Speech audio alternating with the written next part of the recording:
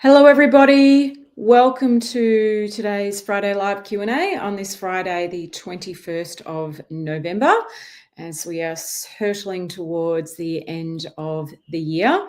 Not long to go now until it's Christmas, and summer is almost upon us here in Australia. It's actually a really warm day here today, and I've been to the gym this morning amongst a gazillion other things.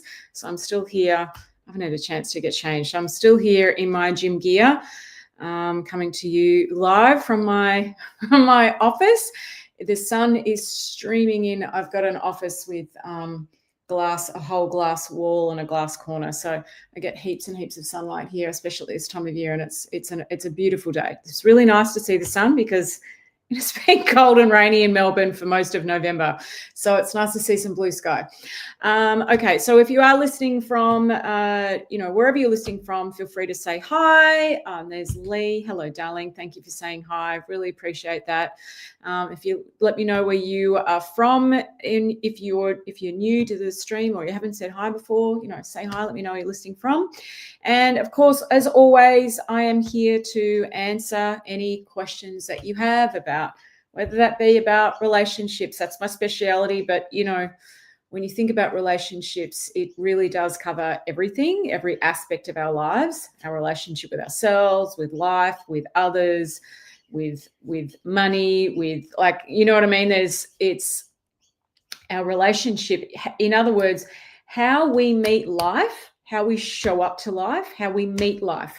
That is super, super, super important, right? This is everything. How you show up to life. And how you show up to life can be your biggest blind spot.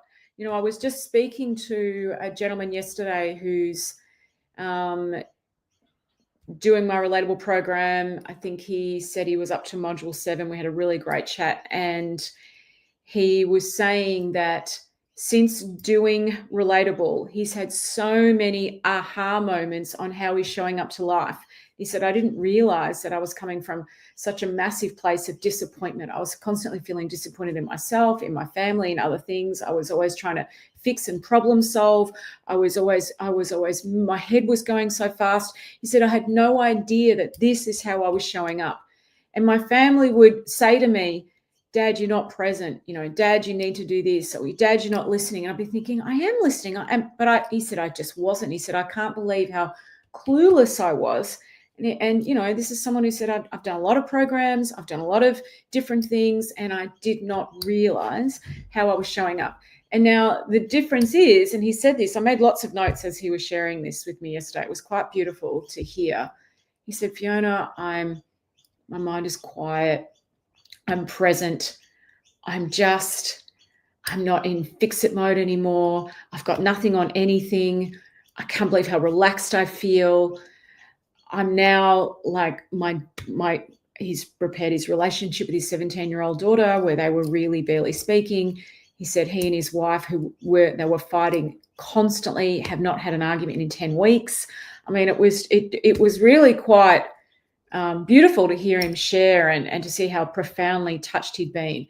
And he said, I feel like I've got my life back. I've got myself back. And he said, the feeling of lightness is incredible. And this is what I talk about in terms of emotional freedom, right? This is what I talk about in terms of emotional freedom, is that the lightness, it's a feeling that you have to experience.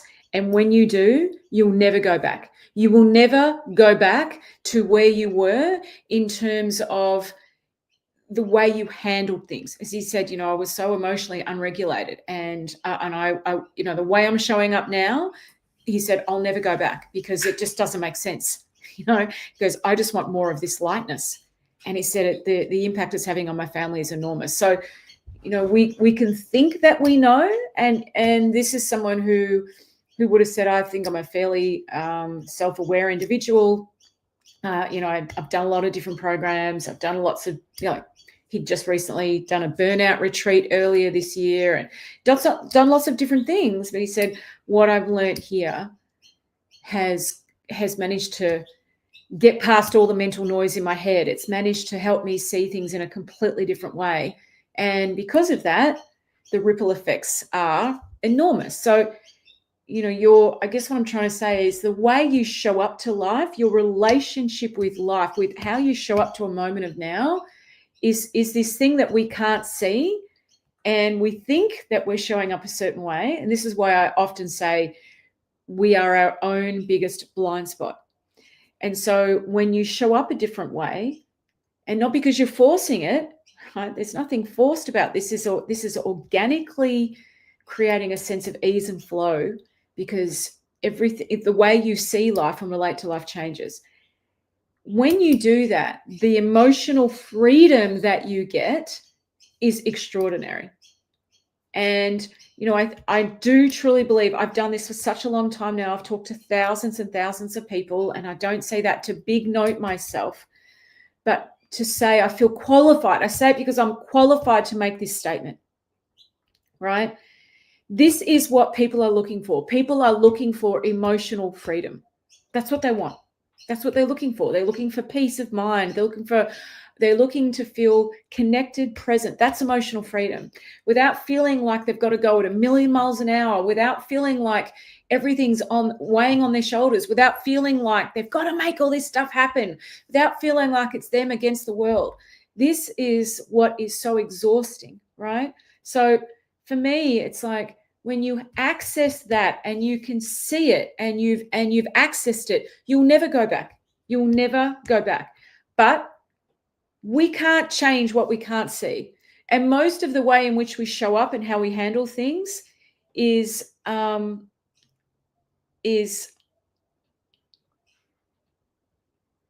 kind of oblivious to. We're really oblivious to. And so because of that, we are just unable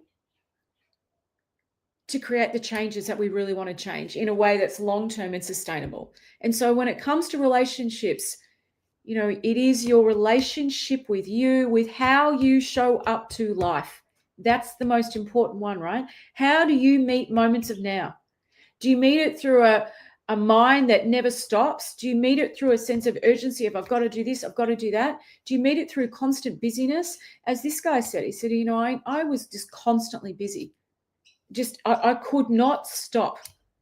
In my mind, that was what I needed to do. And he was saying to me, which I thought was gorgeous, he said, my wife said to me a couple of days ago, you haven't come to me with a list of things that you're going to get done. I haven't heard you read your list out to me in weeks.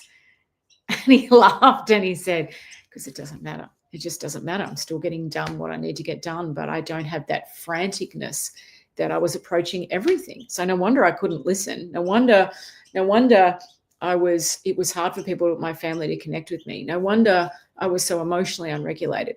And, and this is why I talk about busy-mindedness so much, because when you've got no bandwidth, and he understands that now, I had no bandwidth for anything.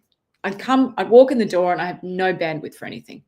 And so even though I would try to stay calm, try to listen, try to do all of those things, my lack of bandwidth would trip me up every single time. So, and of course, it's not just in your relationships where that filters out, right?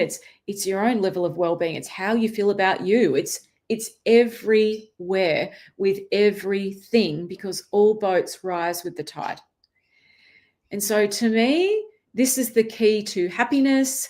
This is the key to peace. This is the key to love. This is the key to understanding. This is the key to presence. So when we have this in our lives, this is why we don't need lots of complicated information. And as I said to him, I said, can you see now how simple and easy it is, how simple and easy human beings are, how simple and easy relationships are? And he said, absolutely. I wouldn't have agreed with you before doing this, but I can see it. It's simple. Relationships are not complicated.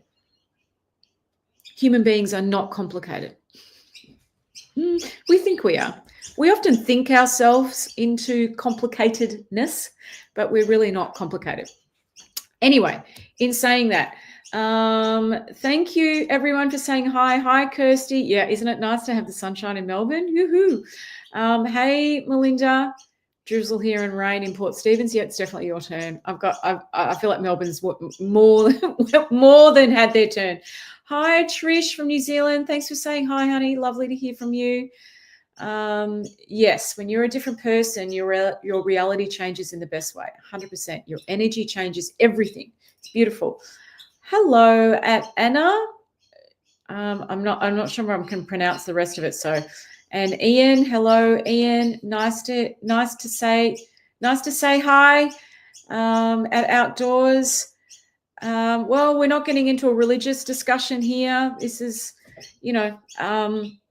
thanks for your comments, but try and keep religion out of this. Not that I'm against religion, but it just polarizes people. And I want to have a conversation where we're not polarizing people. Elise, good morning.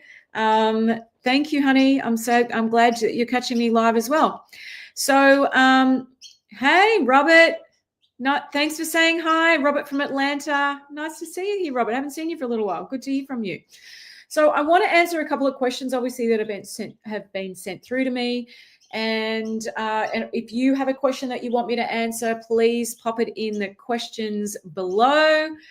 Hi, Jari. Oh, my goodness. Hi. So nice to hear from you, darling. Hello. Karen. Oh, my goodness, Karen. Hi. Oh, there's a few people I haven't heard for a while. That's lovely. Hi, Roz. Good morning to you too, honey. Good morning to you. Nice to hear from you. So we've just been talking about how we meet life, right? And I think this is something that we don't talk about enough because it filters through and flows through into every single thing that we do, right? It really, really does. And it's in everything. It's in every aspect of our energy. It's just the bomb. And when you see that, you see the impact you have in a gazillion different ways. And as this gentleman was saying to me yesterday, he said, I feel like I've got myself back. I feel good about the way I'm showing up. I feel proud of the person I'm being. I mean, how awesome is that? Imagine if we all felt that way. If we all felt really good about the way we were showing up, if we felt proud of the way we were handling things, if we had this generosity of heart, mind, and spirit, that doesn't mean you're compromising yourself or you're losing something precious. Where you're just able to meet the people that you care about and from a completely different state of mind. All right. So let's look at a couple of these questions here. Oh, this is an interesting one. All right. Okay, so the question that I've got here is, hi, Fiona. I love the way you approach things. It's so refreshing and it's given me a sense of hope about my own relationships that I really thought I'd lost.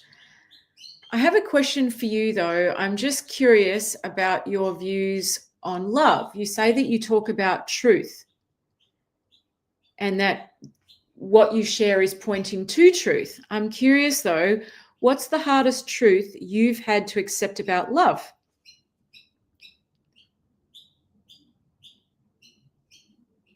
The hardest truth I've had to accept about love. All right. That's a great question. What's the hardest truth I've ever had to accept about love? I suppose, I don't know about hard to accept. It's just more a different way of understanding love, I think. I don't think it's been hard to accept. I just think we are kind of conditioned to believe that human beings work in a certain way. We're conditioned to believe that our reality and our well-being and happiness are dependent on something out here. And so we are constantly chasing things out here. And I was just like everyone else who was doing that for many years and feeling very unfulfilled by that, feeling like there was something missing. I really did. I lived my life for so many years feeling like there was something missing, but I didn't actually know what that missing piece was. And it wasn't until I came across this understanding, 15 odd years ago, that I had that feeling. And I've studied a few different things since then because I'm a curious person and I have an insatiable curiosity to learn and things like that. But I've never had that feeling about anything I've ever studied since. But I had this feeling of whatever I've been looking for, I've just found. Whatever I've been looking for, I've just found. It was such a deep sense of knowing, and it has never left me. And like I said, I've studied a few different things since, and I've found them really interesting and really helpful, but I've never had that feeling since. And so when it comes to love, what you have to understand first and foremost is love is not something that you do. Love is not something that you do. Love is who you are. And there is a massive difference between those two things. Massive difference that I think people do not understand or have a very, very basic understanding of, which is not enough to give them access to that emotional freedom that I'm talking about, to be able to put down all the conditioned thinking, all the rules, all the stuff that blocks their ability to be present and connect with others. So you have to understand, love is not something that you do. Love is who you are. And I really do believe people do not understand this at all, and or do so in a very basic way, which means their ability to access that is limited. So when you truly understand that, and obviously this is something that we talk about and teach in my Relatable program. We have many conversations about this, and it's built in deeply within the first few modules. You have to have a deep knowing of that, like a deep knowing of that, right? A deep knowing of that, because that changes everything. And like I said, people don't know this. Well, I'm just looking at Robert's comment here. You have to love yourself to love someone else. This is true, but I want to say, when you have a deep knowing that love is who you are, the loving yourself part is already taken care of, right? If you have a deep knowing of that, it's a done deal that you love yourself, right? Because it's who you are. That it's all encompassing. So to me, that understanding is more important, because I meet people who are on this endless search because they know they need to love themselves, but there's something missing. They're on this endless kind of fixing themselves search, right? Fixing themselves, managing them. I've just got to love myself. Just got to love myself. Just got to love myself. It's like they logically know it, but they don't actually know it, right? And to me, and we talk about this a lot in Relatable, there's a difference between knowing something, so intellectually knowing something, and knowing something, having a deep knowing of something. And to me, a deep knowing that love is who you are is fundamental, because it becomes the foundation that you operate from, right? And I feel like people come to me feeling like they think they know that, and they don't. And I say they don't because their actions and their energy are not a reflection of it, right? Their actions and their energy are not a reflection of it. I think it goes even deeper than believing it, right? Believing something is still, I think, at a more of an intellectual level. When you have a deep knowing of something, it's like it's built in. It's this built-in thing that doesn't even require thought, right? It's just so deeply built in. It becomes something that is just a part of who you are. So I think in terms of believing something is important, but there's a whole nother level to that, right? There's a whole nother level. And that's where the effortlessness comes from. When it's at that level, you don't have to think, you don't have to try, you don't have to, right? It's just this. And so when we operate from a deep knowing, and everyone has capacity for that, right? Irrespective of what's gone on in your past, any trauma that you've gone through. And, I have people come to me all the time who've had really significant childhood trauma, really significant, okay? And as soon as they've seen this, that whatever they've been carrying about that has not been the thing that they're leading with anymore, right? it becomes background noise. And it does so quite organically. This is super, super important in our ability to connect, to access emotional freedom, to generate love, for our energy field to change. Because whatever we hold mentally, we will hold in our energy field, right? And your energy enters a room before you do. Again, this is something I think people don't understand enough. Nobody's fault. It's just we're not taught this. All right. So I think one of the biggest things is understanding, first of all, that love is who you are. It's not something that you do. Right? When you deeply see this, you do that anyway. Right? See that? You don't even have to think about it. That's just how you show up. The other thing that I think has been really important to understand about love is realizing the ways in which we block it, right? Innocently block it. And people are blocking it all the time and without realizing it. Okay. So like I said, I've got a whole module on this in Relatable. Module 6 is all about that, because you can't change what you can't see, and people are blocking love all the time, unwittingly, innocently. They don't mean to, but we do it so much. And then we wonder why things feel hard, right? Why communication feels hard, why relationships feel hard, why connection feels hard. And again, I'm not trying to say that there's fault here. I don't tend to look at things in terms of fault and blame.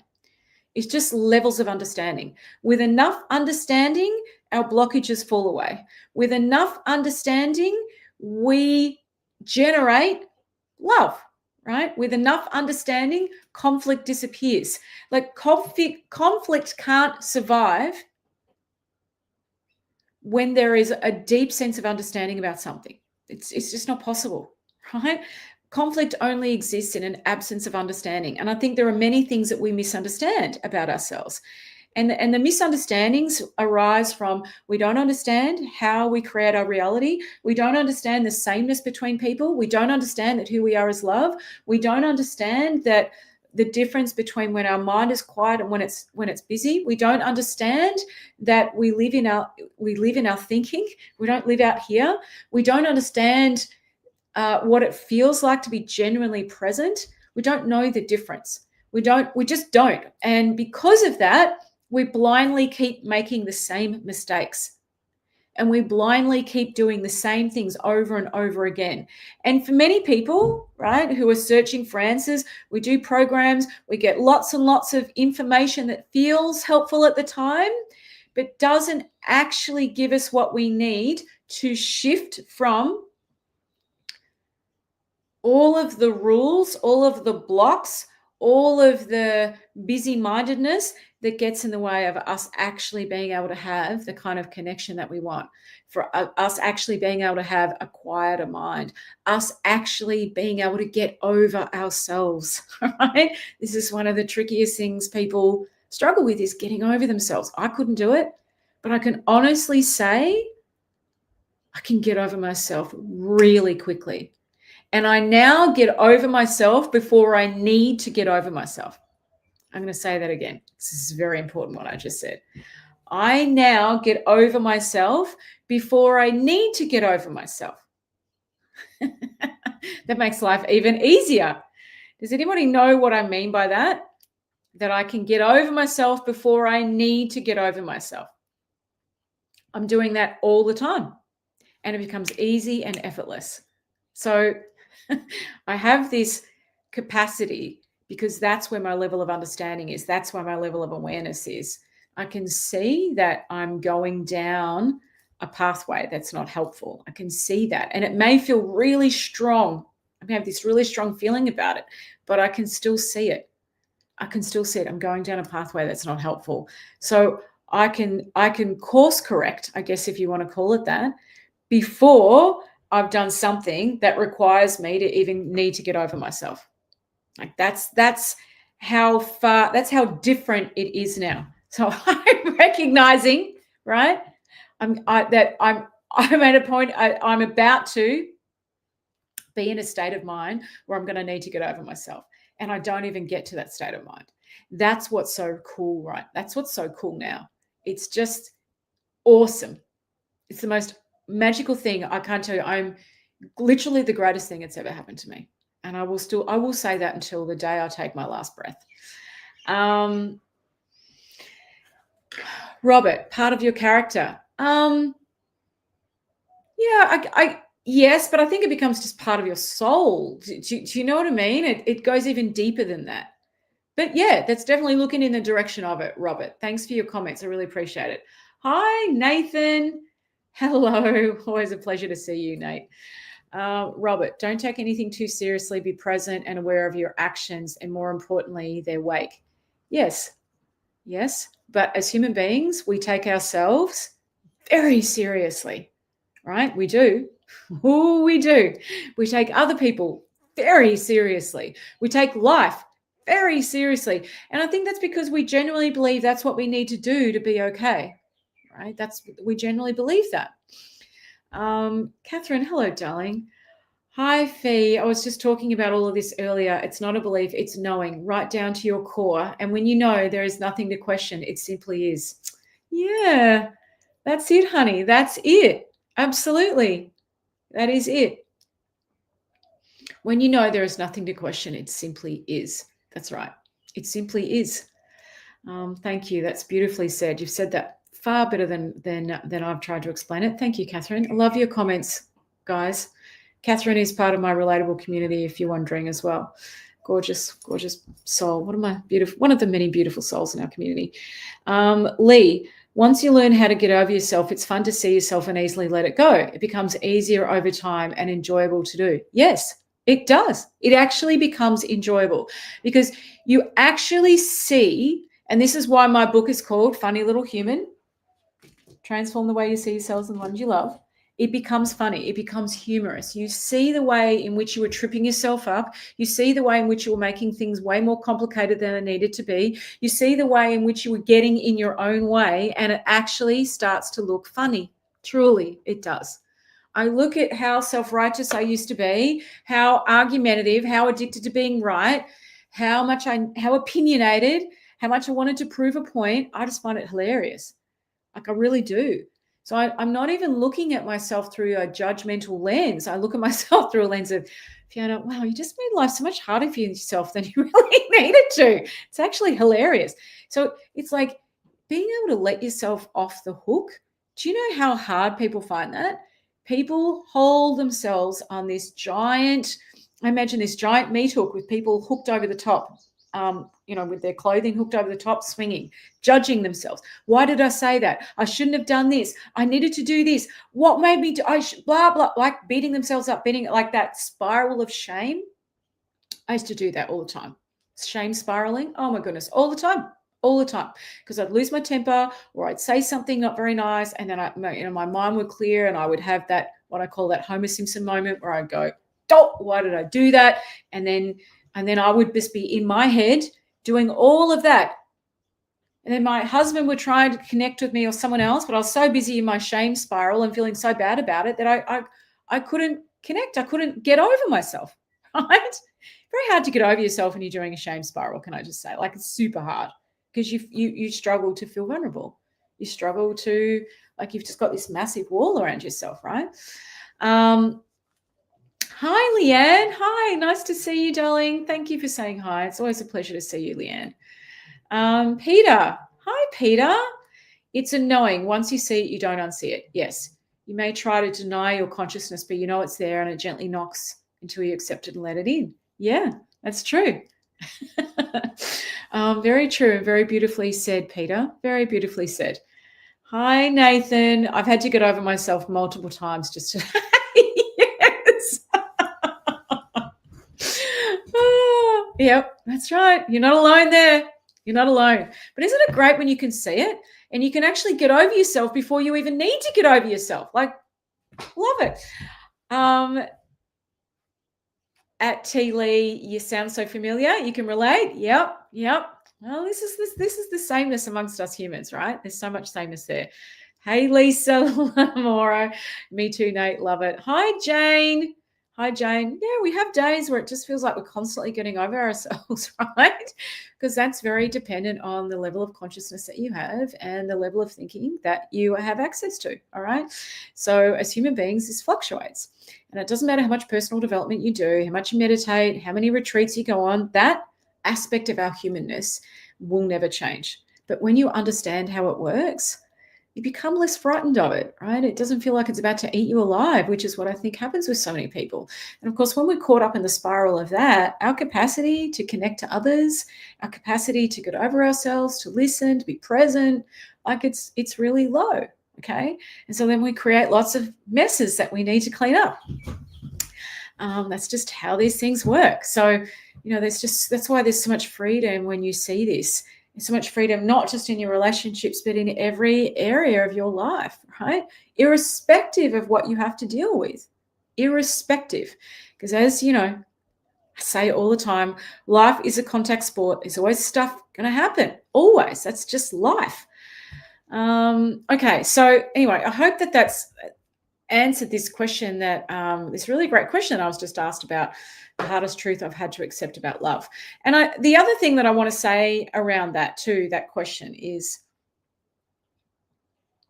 I think one of the biggest things that people struggle with, right, in this is understanding that my experience is 100% generated here. It is not generated here. To me, that's the trickiest thing that people struggle to get their head around. But when you do get your head around it, oh boy, like the whole world changes. The whole world changes. It really, really does. Because you start looking in the right direction for the answer. And that's when everything becomes simple and easy. Because, often what people are doing is, they're looking at here, I just need to change my partner's behavior. I just need to fix them. I just need them to be different. In other words, I just got to control the other person, right? Now, we know, right? Nobody enjoys being controlled. Nobody wants to be in a relationship with someone who's trying to control them, right? That's a recipe for disaster, disconnection, loss of goodwill, all of those things. And so then, of course, when you think, well, okay, I'll stop trying to control them, but that means my only other option is to walk away. Right? See how limited we are in choice when we don't understand the way things work. It's either control, fix this thing, or move away from it. Now, what if you don't want to do that? This is how people get stuck. This is where I was with my husband and I all these years ago. I tried the whole trying to control, change, fix him. It really wasn't going down very well. I can't understand why. I thought I had really great ideas and how my husband could be a better person. I don't know why I wasn't as open to them as I thought he could be. I thought my ideas were fantastic, right? This is why I just find it hilarious that I even thought like that. But of course, then my only option was to walk away or shut down. Right? Shut down if I can't walk away. Now, how do you think that's going to go? This is the dynamic I see so many people in. They're either trying to fix control or they just shut down and withdraw love. Or they fantasize about leaving. So they're jumping in and out, in and out, in and out, in and out, in and out, which is so destabilizing for a relationship, right? That's it. I'm out. I'm leaving. I used to do that one as well. I used to say that to my husband all the time. That's it. I think we need to accept that we're just too different. We just can't make this work. And so, I was moving around those three things, trying to control him, shutting down, or jumping out. And you can imagine why the relationship became so difficult and why we became so stuck. But I just could not see another way forward. And so if that's you, because this is a very common place that people are when they come and see me, right? In that place of stuckness. I can't control you. I can't change you. I've tried. That doesn't seem to work. I'd really like it if you would change and do things the way I think you should do them, right? If you were less this, more this, okay? I've tried shutting down, but that feels horrible because now we're just walking on eggshells. I think about leaving, but I don't know how I feel about that because, maybe we've got children together or we've got a lot of history and, I don't know that that's what I actually want. Now, what do we do from there? Where do we go? We're just stuck in that same cycle and it's horrible. It's exhausting, it's debilitating, and it's horrible. It's awful. You know, your home is meant to be your sanctuary, your safe space. But if you come home and that's the dynamic you're in, like how exhausting. Where do you get to step off the treadmill? Right? And then we string ourselves up on these giant meat hooks, analyzing everything, making ourselves wrong, making the other person wrong, because it really does look that way. Okay? And it looks like there are things that you can never get past. And then we evidence gather, and we think about them, and we do you know what I mean? We just unwittingly dig this hole that's completely exhausting. And it looks like the answer is, let me go read some more stuff. And look, that can be helpful, but you don't need more information. What you need is more understanding. All right? It's what's missing if you're in that stuck cycle is a lack of understanding. Because when you have enough understanding, it's like the grip your mind has on your thinking upon everything relaxes. Your mind goes from right, holding on tight, looking at everything, feeling, and then it all just starts to fall away. And that's why people say, I can't believe how light I feel. Light, right? Light, because mental load is incredibly heavy and draining and debilitating. And we carry far, far too much of it, far more than we actually need to be carrying. Like we just normalize this stuff, right? Mental load is exhausting. And when we've got a lot of mental load, we don't have the emotional bandwidth to show up the way we need to be present to the people we need to let things go, to try things on mentally, emotionally, right? And then people say, oh, our issue is communication. Well, yes, you end up having a communication issue when you haven't got a handle on those things, right? A communication issue is a reflection of someone not having a handle on these things that I'm talking about, because that's what it results in. But if you're just working on the communication issue without this, can you see how nothing's going to change? You just keep feeling stuck. And then when people have been stuck for long enough, they start to feel hopeless and helpless, which is, I get it. I was there as well. You add that onto exhaustion and it just becomes super overwhelming. So I'm just saying, if this is where you're at, this is a very common state of mind, a very common dynamic people are in before they join my Relatable program. We're coming up to the end of the year. Okay. Like you have to ask yourself, do you want to go into the next year like this? You don't have to. There is a way forward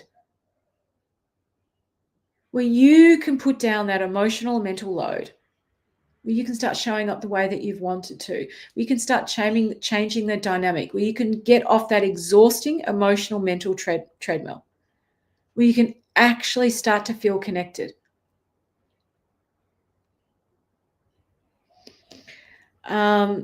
Robert, but what if I set boundaries and they are crossed specifically about her drinking? It's not control, it's a boundary. Addiction adds complexity to the situation. Yes, it can, Robert. And I've worked with a lot of people who are either in a relationship with someone with addiction, whether it's a gambling addiction, drinking addiction, food addiction, a busyness addiction. Okay. So there's a difference between setting a boundary from a place of clarity and setting a boundary from a place of anger, frustration, hopelessness, helplessness. Okay. It generates a completely different energetic response. That's all I'm going to say. And clarity is a whole different ballgame. And I don't mean clarity of, or I don't want them to drink anymore, right? That's not the type of clarity that I'm talking about. I'm talking about a completely different clarity. When you show up from clarity, a different clarity, it generates a completely different conversation. It generates a completely different, I'm trying to give you an example.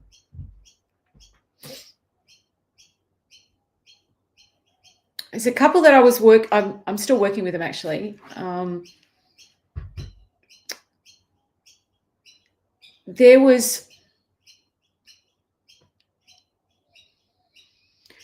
He was setting a lot of boundaries from a place of control, from a space of control within himself. He wasn't setting boundaries from a state of love, understanding, and compassion.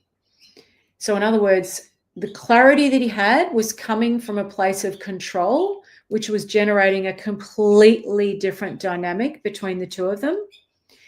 And this was going on when they started working with me, and she just left him. So she just said, I can't do this with you anymore. And when he came to me, he said, Fiona, he just hired her to help him out in his business. And they were already together, right? They were a couple, but he'd hired her part-time, and he had these kind of very strong, strict boundaries, which were, I need you to do X, Y, and Z. I need you to do it this way. And I guess he was coming from, and I'm not saying that's what you're doing, Robert. I'm trying to give you an example. He was coming from more of a parental state of mind with her, right? A more controlling parental state of mind. And of course, what that was generating was her being frustrated, feeling unheard, misunderstood, and just destroying the level of goodwill. So it wasn't until she walked away and we started working together when she just left. And at first he couldn't see it, but it was as he was learning this understanding that he said, I've been going about this all wrong because I've been focusing on the wrong things. He goes, no wonder. Like, he had a couple of really massive insights. And so he could see that the clarity that he was bringing was coming from a state of control and anger and frustration and a lot of other things. It wasn't coming from a loving state of mind, I guess. And that's giving you a very simplistic overview. And then, of course, as he had that realization, he put down a whole heap of stuff. And now, like, they are just incredible together. Like, I just caught up with them earlier this week, and they're laughing. There's this lightness. There's a lightness in him. There isn't any heaviness. There's just this lovely, lovely level of goodwill, playfulness, lightheartedness. She's working in the business, doing all the things that he was looking for, but it's not, do you know what I mean? They're just meeting each other at a completely different state of mind. So I think it depends on the state of mind, big time, right? And again, we are so oblivious to this. We really are, especially when we feel justified about something, right? When we feel justified about something, our level of, or our lack of awareness of ourselves gets even higher and stronger. So, but that's a really great example, Robert, and I'm sorry that you're going through that. That's a really common thing that that people come to me with. So you're not alone, Robert. And I can assure you that what you learn in Relatable will help you enormously in navigating that. All right. So if you would like to know more about Relatable, like, this is the time of year to kick this stuff in the pants, to create change, to do things differently, to give yourself a fresh start, right? This is the time of year. This is the year when we are often assessing. We're wondering, are we going to keep going like this for another 12 months or another month or another whatever? I'm going to have another Christmas or end of year holiday period the way that I've done so. This is where I'm saying you do not have to do that, all right? There's so much on offer inside of Relatable and our community and this understanding. So I'll put the link here for you below. If you want to know more about it, you can find out here, or if you want to book a chat with me, you're welcome to do so. There's a link to do that there as well. All right, everybody, I've been speaking now for 44 minutes, so it's a long time. Thank you all for listening. Thanks for being here. Yeah, I will be here next Friday. So if you have a question that you'd like me to answer, send it to hello@fionalukis.com.au and I'll answer it for you. Just mark it Friday Live Q&A. All right, thank you, everyone. Lovely to see you all. See you next week. Ciao.